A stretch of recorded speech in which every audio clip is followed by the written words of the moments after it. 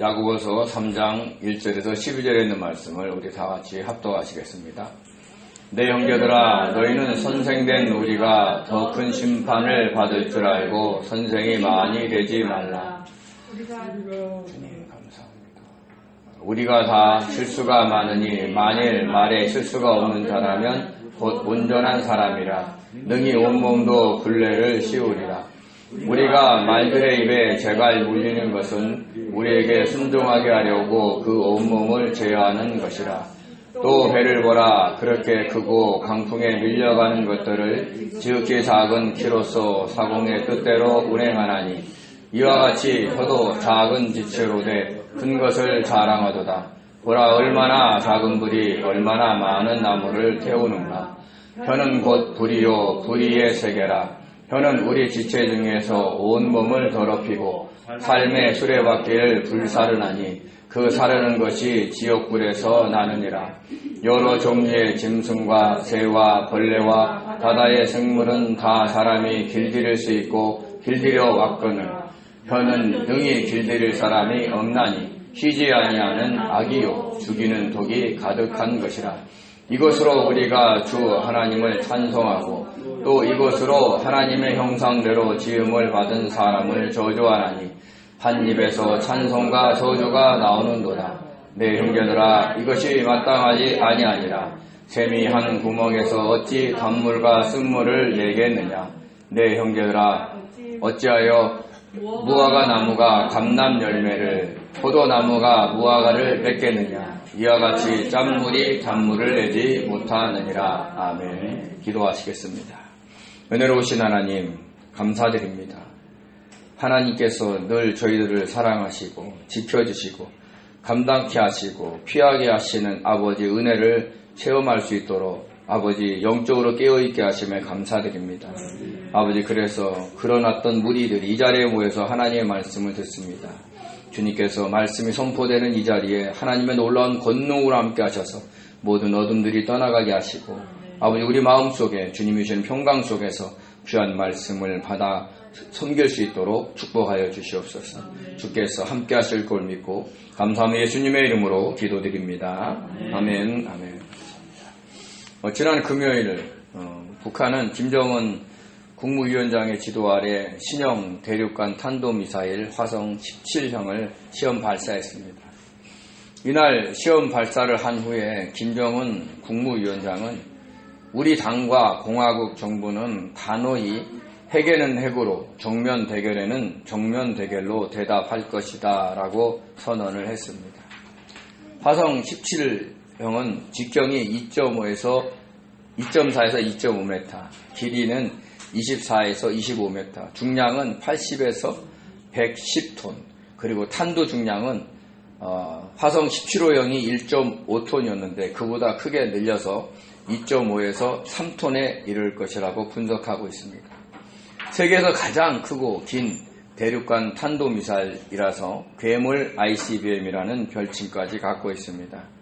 정상 각도로 발사할 시에는 최대 사거리가 15,000km나 되어 미 전역을 타결할 수 있다고 합니다.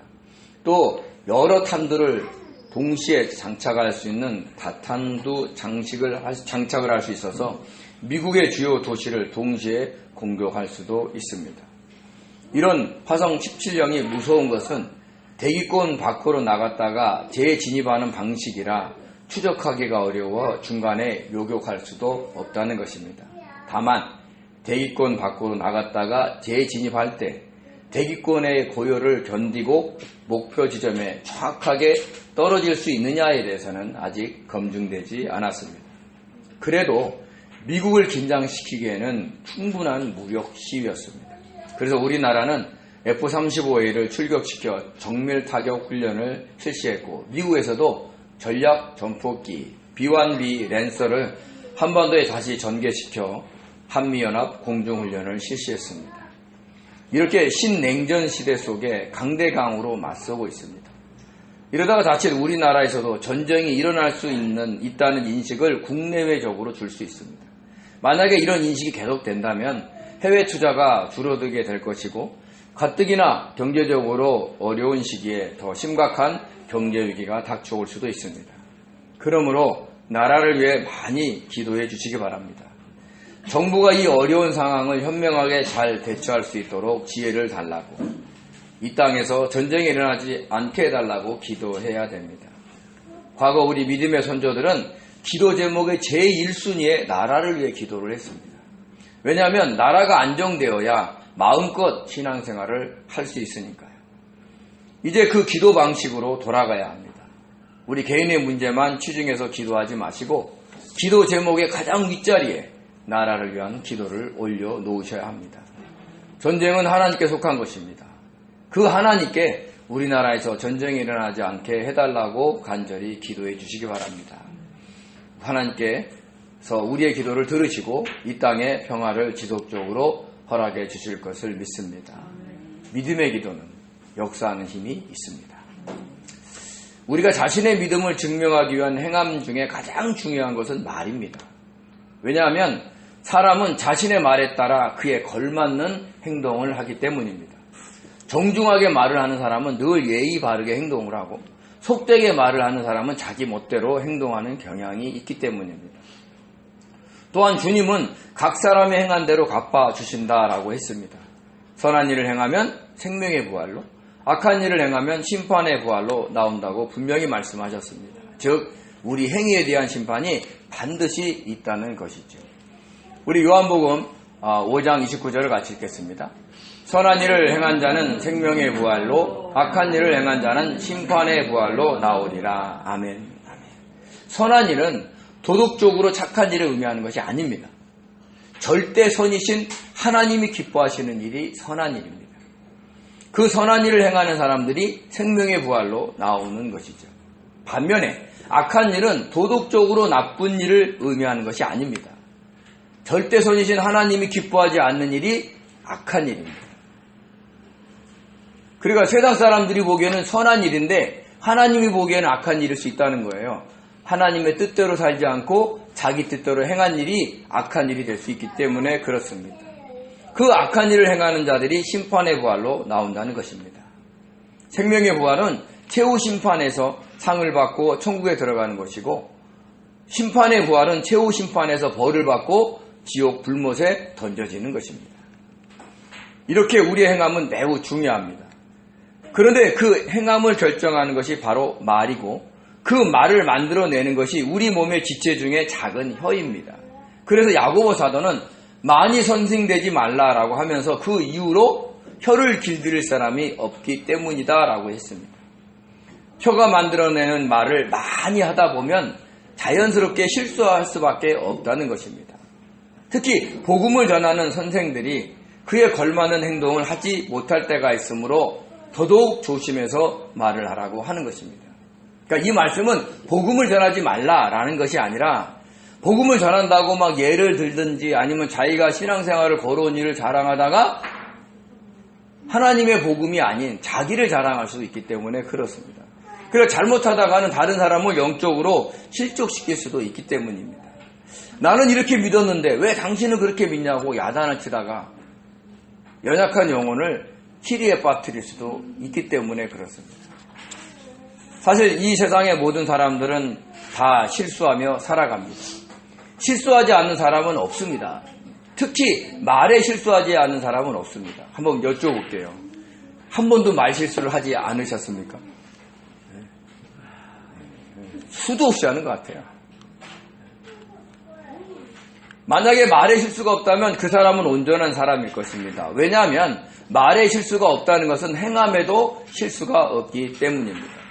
행함에 실수가 없다는 것은 스스로 자신의 행동을 잘 통제한다는 뜻입니다. 마치 사람이 말의 입에 재갈을 물려서 그 말을 통제하는 것 같이 말이죠. 그래서 야고보 사도는 그 실례로 말들의 입에 재갈을 물리는 것과 그리고 작은 키로 배를 운행하는 것과 작은 불이 많은 나무를 태우는 것 세 가지를 언급을 했습니다. 이 세 가지 예 중에 첫 번째와 두 번째는 좋은 의미를 담고 있지만 세 번째는 안 좋은 의미를 담고 있습니다. 첫 번째는 말의 입에 재갈을 물리는 것입니다. 재갈을 물리는 이유는 말의 혀를 통제해서 사람의 말을 잘 듣게 하므로 운송수단이나 노동수단으로 쓸 수 있기 때문입니다. 그 거대한 말의 힘을 사람이 원하는 대로 사용할 수 있게 되는 것이죠. 두 번째는 큰 풍랑이 몰려와도 작은 키를 이용하여 배를 안전하게 운행할 수 있다는 것입니다. 큰 광풍이 불어 배가 밀려간다 해도 키를 잘 잡고만 있으면, 그래서 항해를 한다면 원하는 목적지에 다다를 수 있다는 뜻입니다. 폭풍우 속에 막 배 전체를 보호할 필요도 없어요. 키만 잘 잡고 운행한다면 어떤 큰 배라도 안전하게 원하는 항구에 도착시킬 수 있다는 것입니다. 이렇게 첫 번째와 두 번째 예는 모두 사람들에게 좋은 역할을 하는 것을 예로 든 것입니다. 그런데 마지막 세 번째가 다릅니다. 그것은 작은 불이 굉장히 많은 나무를 태울 수 있다는 것입니다. 담뱃불 같은 작은 불씨라도 큰 산 여러 개를 태우는 산불로 변할 수 있기 때문입니다. 수십 년 동안, 아니 수백 년 동안 자랐던 나무들이 한순간에 재가 되는 것이죠. 그래서 다른 화재보다도 산불을 바라보고 있을 때 가슴이 더 아플 때가 많습니다. 이렇게 작은 불이 많은 나무를 태우듯이 말의 실수는 때로는 그 사람의 몸을 더럽힐 뿐 아니라 인생 전체를 나락으로 떨어뜨릴 수도 있습니다. 그 사람의 인생 전체를 다 태워버리는 것입니다. 왜 이런 일이 일어날 수 있느냐면 사람의 혀는 길들여지지 않기 때문입니다. 한번 어떤 말을 하고 싶은데 참아본 적은 몇 번 있었어요. 너무 참지 못해서 주님, 제가 이 말을 하지 않도록 도와주시고 기도해 본 적은 몇 번이나 있으십니까? 우리는 때로는 그냥 하지 않아야 될 말을 서슴없이 할 때가 너무나도 많다는 겁니다. 특별히 어떤 부당한 일에 대해서 그것을 말하지 않을 수가 없어요. 그래서 절대로 말하지 않아야 될 상대에게 말했다가 망하는 사람들도 있습니다. 그 대표적인 인물이 중국 알리바바의 회장인 마인씨입니다. 중국은 공산국가라 금융정책이 폐쇄적일 수밖에 없습니다. 근데 회사를 경영하는 입장에서 보면은 정말 답답한 일이 한두 가지가 아니었을 것입니다. 그래서 2022년 10월 24일 상하이 와이탄 금융 서밋 연설에서 그는 이렇게 연설을 합니다. 좋은 혁신가는 감독을 두려워하지 않지만 뒤떨어진 감독을 두려워합니다. 그러니까 금융감독원을 두려워하지 않을 정도로 혁신적으로 하지만 감각이 없는 감독들은 두려워할 수밖에 없다라는 얘기를 하는 겁니다. 그리고 가장 큰 리스크는 리스크를 제로로 통제하려는 것이라는 거죠. 그러니까 모든 리스크가 발생하지 않도록 막 규제를 강화시키는 것을 얘기하고 있는 거죠. 또한 미래의 시합은 혁신의 시합이어서 당국의 어떤 규제 경영 시합장이 되어서는 안 된다라고 얘기를 합니다. 그리고 중국 은행들은 저당 잡는 전당포식의 사고방식을 갖고 있어서 향후 30년 동안 세계 발전의 금융 그런 산업에 뒷받침을 할 수가 없다라고 발언하면서 중국의 금융당국이 지나치게 보수적이고 경직된 규제 감독에 치중하고 있다고 아주 직설적으로 비판을 했습니다. 얼마나 답답했으면 이런 말을 했겠습니까? 그러나 이 일로 인해서 마인 회장은 결국 경영일선에서 물러나야 했습니다. 이렇게 답답해서 안타까워서 참지 못하고 하는 말이 자신의 인생을 나락으로 떨어뜨릴 수도 있는 것입니다. 이 외에도 이 세상에서는 말실수로 인해서 엄청난 결과를 초래하는 경우가 많습니다. 순간의 감정을 다스리지 못하고 말을 잘못하거나 욕을 하는 바람에 감당할 수 없는 결과를 맞이하기도 합니다.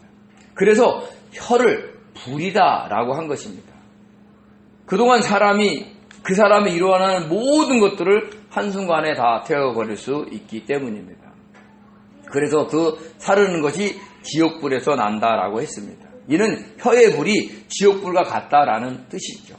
마치 지옥불에 떨어진 것처럼 그 열기가 너무 대단하고 너무 오래 가서 한순간에 모두 타버리는 것이니까요. 그런데 개혁개정에 나와 있는 그 사르는 것이 지옥불에 나느니라 라는 이런 말씀에 대해서 다른 번역서로 한번 살펴보면 다음과 같은 뜻이 있는 것을 우리는 알 수 있습니다. 표준 새번역에서는 이렇게 번역합니다. 결국에는 혀도 게헨나의 불에 타버립니다. 현대인의 성경은 끝내는 혀 그 자체도 지옥불에 타고 맙니다. 공동 번역은 그리고 혀 자체도 결국 지옥불에 타버리고 맙니다. 라고 번역을 하고 있습니다. 그러니까 종합해보면 어떤 거냐면 혀는 길들일 수가 없어서 죽어서 지옥불에 가서 타버려야 그때서야 비로소 없어진다라는 뜻입니다. 이는 혀를 길들이지 않아 말실수를 자주 하게 되면 지옥불에 떨어질 수 있다는 뜻도 포함하고 있습니다. 왜냐하면 단순히 말실수로 끝나는 게 아니라 시기와 다툼을 일으켜서 자신뿐만 아니라 다른 사람들까지 죄를 짓게 할 수 있기 때문입니다. 그 말에 대한 행함이 악한 일이 돼서 그 사람들이 심판의 부활로 나올 수밖에 없게 되기 때문인 것이죠. 이렇게 사람의 혀는 길들이기가 어렵습니다. 어떤 짐승도 어떤 바다의 생물도 다 길들일 수 있지만 사람의 혀만큼은 아무도 길들일 수가 없습니다. 더군다나 그 혀에는요 쉬지 아니하는 악과 죽이는 독이 가득하다라고 했습니다. 쉬지 아니하다의 헬라어 아카타스타토스는요 불안정한이라는 뜻이에요. 그러니까 안정되지 않고 뭔가 이렇게 흔들리고 있다는 얘기를 하는 거죠. 우리가 어디 가면 사람들이 불안하면 어떻게 돼요? 눈동자를 가만히 안 놔두고 막 여기 쳐다보고 저기 쳐다보고 이러잖아요. 그런 것처럼 얘기하는 거죠. 근데 이 단어는 야고보서 1장 8절에 두 마음을 품어 정함이 없는 자로다 해서 정함이 없다라는 그런 단어로도 쓰였습니다. 즉 쉬지 아니하는 악이란 정함이 없이 불안정하게 말을 한다라는 뜻을 갖고 있습니다. 사람들은요 하나님처럼 신실하지 못합니다. 말씀하신 것을 변치 않으시고 이루시는 하나님과 달리 사람들은 자신들의 입장에 따라 얼마든지 말을 바꿉니다. 처음에는 호의적으로 증언했던 사람들도 자신들에게 불이익이 올 것 같으면 불리하게 증언하기도 하고요. 처음에는 무엇인지 다 해줄 것 같이 약속을 해놓고 자신의 형편이 따라오지 않을 때는 언제 내가 그런 약속을 했느냐고 발뺌을 하기도 합니다. 그만큼 사람의 혀는 정함이 없이 불안정하게 쉬지 않고 움직이면서 상황에 따라 말을 한다는 것이죠. 그러니까 다 자기중심적으로 자기 입장에 따라 사람들이 말을 하기 때문에 불안전하다. 그걸 쉬지 않는 악이다 라고 표현을 하고 있는 겁니다. 그러니까 저와 여러분도 얼마나 우리 말 속에 쉬지 않는 악이 얼마나 많습니까? 저도 어떤 사람이 물어봤을 때 옛날에 했던 대답보다 지금 내 입장에서 그 대답이 바뀔 때가 있어요. 그러니까 우리는 신실하지 못합니다. 그래서 이렇게 쉬지 않는 악이 우리 말에 있다는 것을 아시고 우리가 말 한마디를 할 때도 좀 신중하게 하는 그런 습관을 가지셔야 됩니다. 죽이는 의 헬라어 다나테포로스는요 죽음을 가져오는 치명적인 이라는 뜻으로서 죽음이라는 뜻의 헬라어 다나토스와 데리고 가다, 나르다, 나타라는 뜻의 헬라어 페로에서 유래되었습니다. 그러므로 죽이는 독이란 죽음을 가져오는, 죽음을 낳는 치명적인 독이라는 뜻입니다. 우리가 독사에 물리면 그 즉시 온몸에 독이 퍼지고 극기하는 죽음에 이르는 것처럼 혀를 잘못 놀리면 이웃을 파괴시킬 뿐만 아니라 자신과 이웃을 범죄케 해서 죽음에 이르게 할 수도 있다는 뜻입니다. 그러니까 말은요 보이지 않는 독을 품고 있다는 걸 아셔야 돼요. 그래서 우리가 말을 잘하셔야 돼요. 우리가 그냥 막 내가 원하는 대로 막 말을 하게 되면 우리도 모르게 독사의 독을 나에게뿐만 아니라 상대방에게도 전가시키고 있다는 것을 아셔야 되는 겁니다. 시편 140편 2절과 3절을 같이 한번 읽겠습니다. 그들이 마음속으로 악을 꾀하고 싸우기 위하여 매일 모이오며 뱀같이 그 혀를 날카롭게 하니 그 입술 아래에는 독사의 독이 있나이다. 아멘. 이 시편 140편의 말씀은 다윗이 자신을 모해하는 무리들의 혀에 대해서 설명을 한 것입니다. 그래서 정말 실제적으로 그들 혀 밑에 독사의 독이 있는 겁니까? 만약에 진짜 있다면 그들은 벌써 죽었을 것입니다. 그러니까 이 말은 독사의 독 같은 말들을 내뱉고 있다라는 뜻입니다. 다윗이 듣고 너무 억울해서 자살할 수 있을 정도의 독이 강했다라는 뜻입니다. 저는 사실 개인적으로 정치하는 사람들은 늘 해독제를 먹고 살아야 된다라고 생각을 합니다. 좋은 뜻으로 말을 해도 상대방은 정치적인 논리를 앞세워서 비난하기도 하죠. 안 한 일도 했다 그러고 한 일도 안 했다 그러고 제가 만약 정치를 했으면 미치고 환장을 했을 것이다 라는 생각을 합니다. 독사의 독이 온몸에 퍼지는 것 같은 느낌이 들 것입니다. 야, 내가 막 선한 뜻으로 얘기를 해도 막 저 사람은 저렇게 봤네 막 이러면서 진짜 원형탈모증이 생기지 않을까 이렇게 생각을 하죠. 그러니까 그들은 정치인들은 늘 해독제를 먹어야 돼요. 그 정치적인 멘탈이 강해야지 정치를 하는 것 같습니다. 아니면 미쳐 죽는 사람들이 많을 겁니다. 잠언 11장에 있는 말씀 한번 같이 읽겠습니다. 악인은 입으로 그의 이웃을 망하게 하여도 의인은 그의 지식으로 말미암아 구원을 얻느니라. 아멘. 아멘. 그러니까 악인들은 입으로 그 이웃들을 망하게 할 수 있다는 거죠. 우리가 말로 사람을 망하게 한다는 거는요, 굉장히 쉽습니다. 실제적으로 직장과 사업 현장에서는요, 비일비재하게 일어나는 것이죠. 직장에서는 어떻게 합니까? 왕따를 시키죠. 네? 마치 없는 사람처럼 돼야죠. 그럼 그 사람은 그 공간에 머물기가 쉽지가 않습니다. 또 경영 실적이 안 좋다라는 소문을 퍼뜨려서 회사를 망하게 하기도 합니다. 이렇듯 말에는 엄청난 힘이 있어요. 그러니까 사람을 멸망할 수 있는 힘이 너무 강한 거예요. 근데 반대로 그 강력한 힘을 좋은 곳으로 써야 하는 겁니다. 다른 사람의 영혼을 구원하는 데 써야 하고 시리에 빠진 사람들을 위로하고 격려하는 데 써야 합니다. 즉 다른 사람들을 망하게 하거나 죽이는 데 쓰지 말고 그 사람을 살리는 데 써야 한다라는 겁니다. 왜냐하면 우리는 입으로 하나님 아버지를 찬양해야 하는 사람이기 때문입니다. 그러니까 찬양해야 될 사람이 어떻게 해요? 입으로 저주하고 비난하고 다른 사람들을 갖다가 잘못 평가하고 이러면 안 되지 않습니까? 야고보서 3장 9절과 10절에 있는 말씀을 우리 같이 한번 읽겠습니다. 이것으로 우리가 주 아버지를 찬송하고 또 이것으로 하나님의 형상대로 지음을 받은 사람을 저주하나니 한 입에서 찬송과 저주가 나오는도다. 내 형제들아 이것이 마땅하지 아니하니라. 아멘. 아멘. 이것으로라는 것은 우리 혀를 말하는 거예요. 그러니까 우리 혀로 주 아버지를 찬송하고 하나님의 형상대로 지음 받은 사람을 저주한다는 얘기를 하는 거예요. 한 입에서 찬송과 저주가 나온다는 거죠.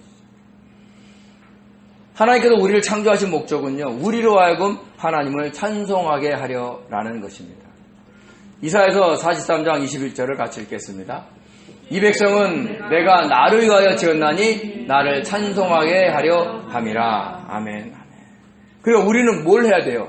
하나님께 찬송을 해야 됩니다. 그래서 우리가 어떤 일이 당해도 주님 감사합니다. 누가 때려도 감사합니다. 제가 거기까지는 안 갔어요. 누가 때리면 맞습니다. 거기까지 가기를 기도하고 있는데 잘 안 되더라고요. 누가 비난하면 막 웃으면서 감사합니다 그러면 괜히 또 비웃는 것으로 오해해가지고 감사할 수도 없고 참 애매하기도 하죠. 그렇지만 우리는 늘 우리 입을 통해서 하나님을 찬송해야 한다는 겁니다. 왜 그러냐면 하나님은 우리를 자기 형상과 모양대로 지으셨기 때문입니다. 우리 창세기 1장 21절 같이 읽겠습니다. 하나님이 자기 형상 곧 하나님의 형상대로 사람을 창조하시되 남자와 여자를 창조하시고. 아멘. 형상의 히브리어 첼렘은요, 형상, 닮은 이라는 뜻이 있고요. 또 야고보서 3장 9절에 오늘 나오는 말씀 중에 형상의 헬라어 호모이오시스는요, 유사함, 닮은, 같음이라는 뜻이 있습니다. 즉 하나님과 닮은 형태로 우리를 창조하셨다라는 겁니다. 물론 하나님은 빛이십니다. 그래서 어떤 형태가 없어요. 그렇지만 우리에게 어떤 형상으로 보여주신다면 우리와 같은 모습으로 보여주신다라는 뜻입니다. 우리가 이렇게 생겼는데 하나님이 막 코뿔소 형상으로 나타나셔보세요. 그러면 어떻게 됩니까? 교감이 이루어질까요? 그렇지 않죠. 그렇기 때문에 예수님께서 우리와 같은 육신의 몸을 입고 오셔서 하나님을 보여주신 겁니다. 우리 요한복음 14장 9절을 같이 읽겠습니다. 빌립이 이르되 주여 아버지를 우리에게 보여주시옵소서. 그리하면 족하겠나이다. 예수께서 이르시되 빌립아 내가 이렇게 오래 너희와 함께 있으되 내가 나를 알지 못하느냐 나를 본 자는 아버지를 보았거늘 어찌하여 아버지를 보이라 하느냐. 아멘. 주님의 제자인 빌립이 하나님을 아버지를 보여달라고 주님께 간청을 했습니다.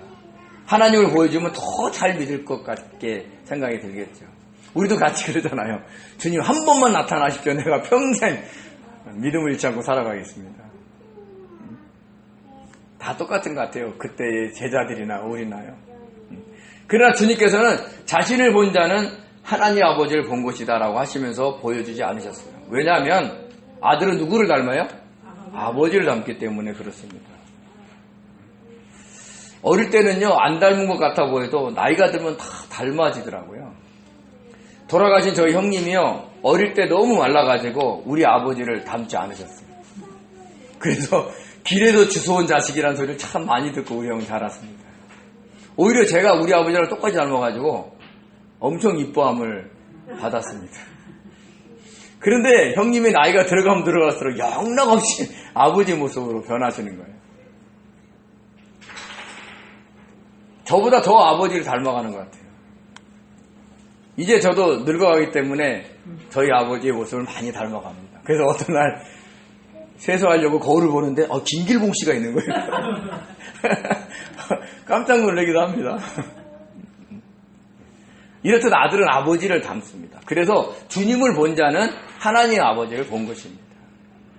우리도 주님처럼 하나님의 자녀들입니다. 하나님을 닮은 것이죠. 그래서 하나님은 우리에게 찬송을 받으시기를 원하시는 거예요. 왜냐하면 같은 형상을 가진 자들에게 찬송을 받고 싶으신 거예요. 하나님이 어느 날 코끼리 보고 너 나 찬송해라. 네? 하마 보고 너 나 찬송해라. 어울리겠어요? 같은 형상을 갖고 있기 때문에 우리가 하나님을 찬송해야 되는 겁니다. 그러므로 마음에 들지 않아도 우리 상대방이 하나님의 형상으로 지음받았다는 그 한 가지 이유만으로도 우리는 저주를 해서 안 됩니다. 제가 안타까운 것은 우리 믿는 자들이 너무 쉽게 상대방을 향해서 저주한다는 거예요. 요즘엔 하도 많이 보여주니까 목사가 욕하는 게 당연한 것처럼 생각하는데 알아요. 그러면 절대 안 됩니다. 아무리 극악무도한 사람이라 할지라도 저주해서는 안 됩니다.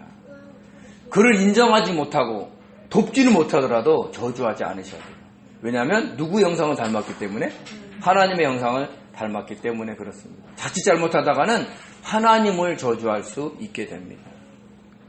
또한 우리 입은 하나님이 우리를 지으실 때부터 하나님을 찬송하도록 지으셨기 때문에 저주하지 않아야 됩니다. 그래서 우리가 어떤 말을 해도 하나님께 찬송이 되는 말을 해야 됩니다. 굳이 그냥 하나님께 영광 돌려야 된다고 곡조 있는 찬양을 안 해도 우리 일상 속의 말 자체가 하나님께 찬송이 돼야 된다는 겁니다. 가정, 직장, 사업 현장에서 우리가 하는 모든 말이 하나님께 찬송이 되는 말을 해야 합니다. 그러기 위해서 우리는 누구와 대화를 할 때 주님께 심령을 초점을 맞추고 주님 무슨 말 할까요? 어떻게 대답할까요? 하고 물음을 계속 해야 되는 거예요. 마치 주님께 막 텔레파시를 계속 보내는 것 같이 그 훈련을 한번 해보시기 바랍니다. 그러면 성령께서 감동하셔서 어떤 말을 하도록 우리들에게 허락하시거나 아니면 문장을 주실 때가 많습니다.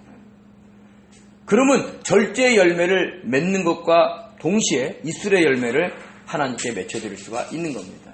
그래야 우리의 말이 하나님께 찬송이 돼서 올려드릴 수 있게 되는 것입니다. 한번 해보세요. 그래서 누구랑 대화할 때 초점을 주님께 딱 맞추시고 주님 이 사람이 이렇게 얘기하는데 내가 어떻게 대답할까요? 하고 속으로 물어보세요. 그러면 참 정말 신기한 놀라운 경험들을 많이 하실 겁니다. 이것이 훈련이에요. 한번 해보세요. 이렇게 직접적으로 찬송을 부르지 않아도 우리가 일상에 쓰는 말이 온전하다면 좋은 말을 쓰고 선한 일을 한다면 그것이 바로 하나님께 찬송이 되는 것입니다. 일상의 삶에서 가족에게 건네는 말 한마디, 교인들에게 건네는 말 한마디, 이웃에게 건네는 말 한마디가 하나님께 올려드리는 찬송이 되는 삶을 사시기를 예수님의 이름으로 축원드립니다. 그러므로 야고보 사도는 한 입에서 찬송과 저주가 나올 수 없다는 이유를 또 세 가지 예를 들어서 설명을 했습니다. 우리 야고보서 3장 11절과 12절을 같이 읽겠습니다. 샘이 한 구멍으로 어찌 단물과 쓴물을 내겠느냐. 내 형제들아 어찌 무화과 나무가 감람 열매를 포도나무가 무화과를 맺겠느냐. 이와 같이 짠물이 단물을 내지 못하느니라. 아멘. 아멘. 첫 번째는요, 하나의 샘에서 단물과 쓴물을 낼 수 없다는 것입니다. 왜냐하면 그 샘의 근원은 한 줄기이기 때문에 그렇습니다. 다른 종류의 물이 동시에 흐를 수가 없지요. 단물의 단의 헬라를 보면 글루키스인데 이건 달콤한이라는 뜻이 있습니다. 즉 단물은 먹기 좋은 달콤한 물이어서 목에 부드럽게 넘어갑니다. 달달한 음료수를 먹는데 막 목이 아프신 분 계세요? 거의 없지요. 너무 많이 먹어서 탈이지. 그러나 쓴물의 쓴의 헬라어 피크로스는요, 쓰라이라는 뜻이 있는데 이거는 뾰족한 날카로운 의미를 내포하고 있습니다. 즉 쓴물은요, 먹기에 좋지 않는 쓰라린 물로서 목에 상처를 내면서 넘어간다라는 뜻입니다. 우리가 보통 쓴 것을 먹을 때 목이 아픈 것과 같습니다. 즉 하나의 근원에서 나오는 샘은 부드럽고 달콤한 물과 날카롭고 쓴 물을 동시에 낼 수 없다는 것입니다. 이와 같이 하나님을 찬양하는 부드러운 혀는 하나님의 형상으로 지음받은 사람들을 향해서 날카로운 말을 할 수 없다는 뜻입니다.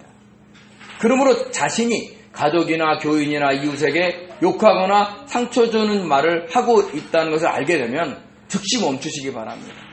아무리 자신이 정당하고 옳다 할지라도 쓴물을 내는 것이므로 즉시 멈추고 주님께 회개하시기 바랍니다. 그리고 어떤 말을 해야 단물을 낼 수 있는지 주님께 묻고 성령의 감동하심에 따라 말을 하시는 훈련을 하시기 바랍니다.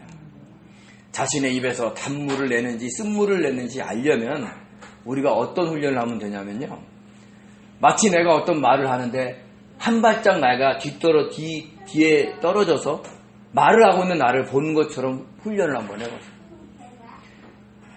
내가 다른 사람과 막 대화를 하고 있는데 마치 또 다른 내가 옆에서 듣는 것처럼 하는 훈련을 한번 해보세요. 이게 어려운 게 아닙니다. 한번 해보시면 돼요. 그러면 실제적으로 내가 무슨 말을 하고 있는지를 볼 수 있어요. 어떨 때는요, 내가 막 엄청나게 화를 내고 난리를 치고 있는데 또 다른 내가 내 옆에서 그것을 객관적으로 바라볼 때가 있어요. 이것은요, 우리의 영의 지각이 빠져나와서 우리를 바라볼 수 있다는 것을 아는 겁니다. 그러니까 이런 훈련을 통해서 그렇게 바라볼 수 있다면 화를 내는 자신을 절제할 수 있습니다. 야, 너 그렇게 얘기하면 안 돼. 너 왜 여기 화가 났냐? 너 왜 감정이 틀어졌냐? 그러면서 또 다른 내가 나를 위로하고 절제시킬 수가 있다는 겁니다. 그래서 솟구치는 자기의 감정을 자제시키면서 하나님을 찬양했던 혀와 같이 부드럽게 말을 할 수가 있는 겁니다. 물론 처음부터 이 훈련이 잘 되진 않습니다. 그러나 한번 해보세요. 어떻게 하는지 아십니까? 막 화가 났는데 주님 내가 왜 이래요? 그러면 순간 내가 영의 지각이 딱 내 옆으로 떨어지면서 나를 볼 수가 있게 돼요. 그러면 자신의 혀를 통제할 수 있는 단계가 이룰 수 있습니다. 한번 해보시기 바랍니다. 놀라운 경험들을 하실 겁니다. 자, 두 번째는 포도나무, 감람나무, 무화과나무를 예를 들었습니다. 포도나무에 뭐가 열려요? 포도가 열리죠. 감람나무에는 감람 열매가 열립니다. 무화과나무에는 무화과가 열립니다. 근데 어떻게 무화과나무에 감람 열매가 열리고 포도나무에 무화과 열매가 맺겠습니까? 이것은 있을 수가 없습니다. 그러니까 찬양하는 입에서 저주가 나올 수 없다라는 말을 하고 있는 겁니다. 세 번째는요, 짠물에서 단물을 내지 못한다라고 그랬습니다. 짠물은 어떤 맛이 나요? 소금 맛이 나죠. 소금처럼 짜지요. 단물은요, 설탕처럼 달달한 맛이 나는 겁니다. 그러니까 저주하는 혀에서 찬송이 나올 수 없다라는 뜻입니다. 밖에 나가서 막 사람들 막 싸우고 하는데 교회에서 막 하나님을 찬양합니다 막 이렇게 되냐고요. 근데 인간은 돼요. 놀랍게도. 근데 그게 정상이 아니라는 걸 우리는 아셔야 돼요. 어떤 교회는 막 주차장에서 막 주차 이렇게 됐다고 막 장로님이 싸우다가 교회 와서 하나님께 찬양해요. 이게 안 되는 건데 인간이 돼요. 아니, 죄가 된다니까요. 근데 그게 정상이 아니라는 거예요. 우리가 그것을 분명히 아셔야 됩니다. 그러므로 평상시에 우리 자신이 사용하는 말을 잘 살펴봐야 합니다. 우리 혀가 저주하는 말을 내뱉고 있는지 아니면 하나님을 찬송하는 말을 내뱉고 있는지 잘 살펴봐야 됩니다. 평상시 사용하는 언어가 저주하면서 거칠면 부드러운 말을 할 수 있도록 훈련을 하셔야 됩니다. 저와 여러분의 입은요, 하나님을 찬송하기 위해서 만들어졌습니다. 이걸 분명히 아십시오. 그래서 예배를 드릴 때 부르는 찬송뿐만 아니라 일상에서 우리가 사용하는 모든 말을 통해서 하나님께 찬송을 올려드려야 되는 겁니다. 방법은 뭐예요? 네? 단물을 내야 되죠. 그러면 어떻게 돼야 됩니까? 부드럽게 얘기해야 돼요.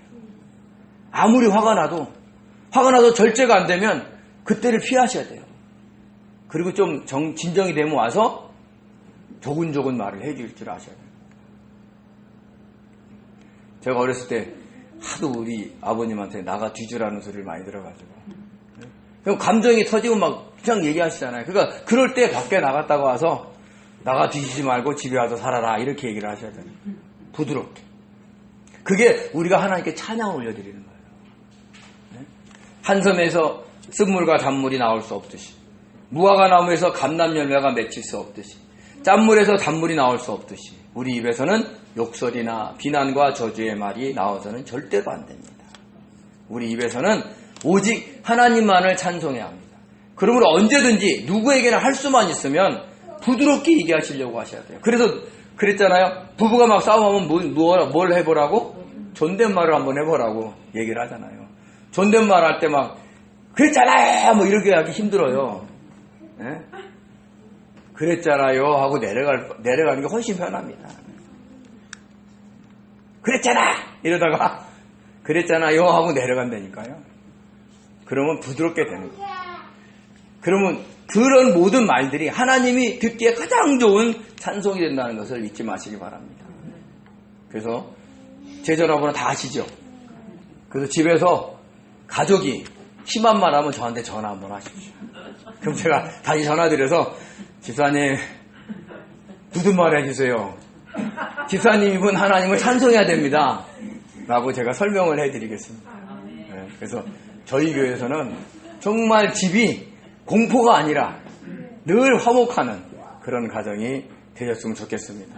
잊지 마십시오.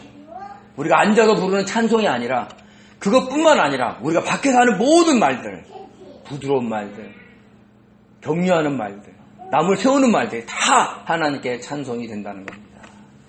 저와 여러분이 늘 하나님께 찬송만 올려드리는 복된 성도 되시기를 예수님의 이름으로 축원드립니다. 기도하시겠습니다.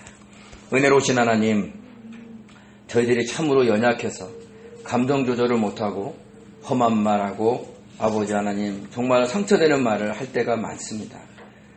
우리의 입은 단물을 내는 겁니다. 아버지 하나님 부드럽고 상냥하고 격려할 수 있는 말을 할 수 있게 도와주시옵소서. 우리들에게 영적인 훈련을 아버지 할 수 있게 도와주셔서 조금 더 영적으로 떨어져서 우리 자신이 우리가 말하는 것을 볼 수 있게 도와주시고 절제할 수 있고 입술의 열매를 많이 맺혀드릴 수 있어서 하나님께 찬송 올려드리는 사명 잘 감당하는 귀한 성도들 되게 도와주시옵소서. 함께 하신 걸 믿고 감사하며 예수님의 이름으로 기도드립니다. 아멘.